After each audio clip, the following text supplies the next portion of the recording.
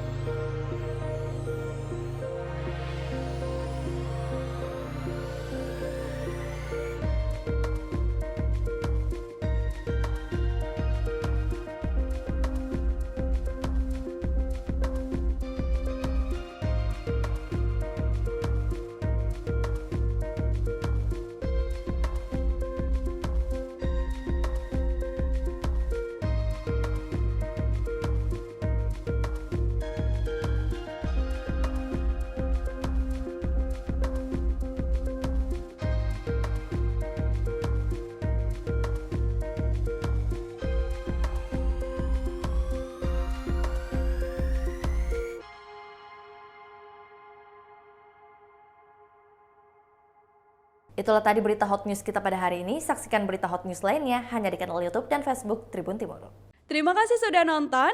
Jangan lupa like, subscribe, dan share ya.